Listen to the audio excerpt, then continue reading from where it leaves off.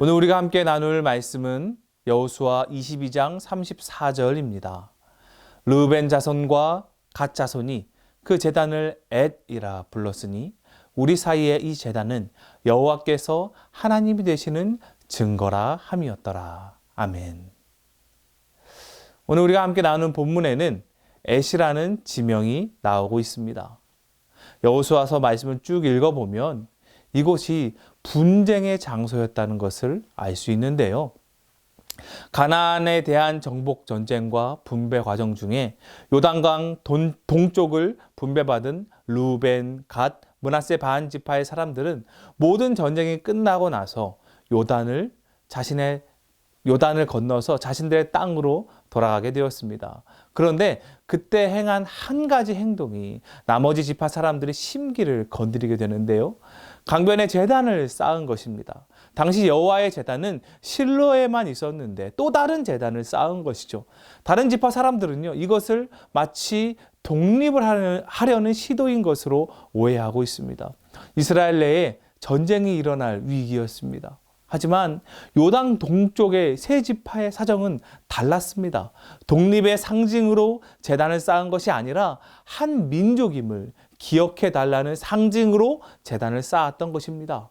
강 건너편으로 우리가 간다 하더라도 우리를 기억해달라라는 그런 상징이죠. 이 이야기를 서로 만나서 나눠요. 그리고 12지파는 화해를 하게 됩니다. 12지파의 사람들은 그 오해의 대상이 되었던 제단을 엣이라고 이름을 붙입니다. 여기서 엣이라는 명사는 증거, 증인이라는 뜻을 가지고 있습니다. 오해가 변하여 화해와 하나됨의 증거가 되었다는 뜻입니다. 성경은 이것에 대한 해석을 덧붙이는데요. 본문에 기록된 것처럼 우리 사이에 이 제단은 여호와께서 하나님이 되시는 증거라 함이었더라. 화해 현장이 여호와께서 하나님이 되시는 증거라는 이름을 얻습니다.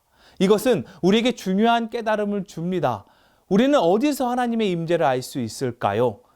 화해가 일어나는 현장에서.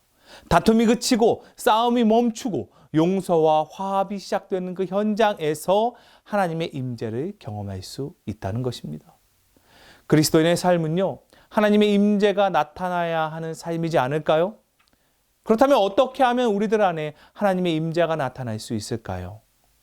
화해가 일어날 때, 다툼이 그칠 때, 애써서 우리가 평화를 이루어갈 때, 그때 하나님의 임재를 나타내는 삶이 되는 것입니다.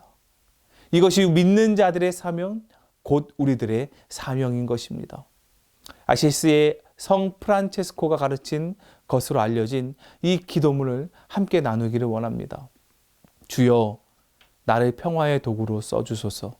미움이 있는 곳에 사랑을, 상처가 있는 곳에 용서를, 분열이 있는 곳에 일치를, 오류가 있는 곳에 진리를, 의혹이 있는 곳에 믿음을, 절망이 있는 곳에 희망을, 어둠이 있는 곳에 광명을, 슬픔이 있는 곳에 기쁨을 심게 하소서. 위로받기보다는 위로하고, 이해받기보다는 이해하며, 사랑받기보다는 사랑하며 자기를 온전히 줌으로써 영생을 얻기 때문이니 주여 나를 평화의 도구로 써주소서. 사랑하는 여러분, 오늘도 기도하며 행동하며 그렇게 하나님의 임재를 나타내는 도구로 살아가는 저와 여러분이 되시기를 주님의 이름으로 축원합니다.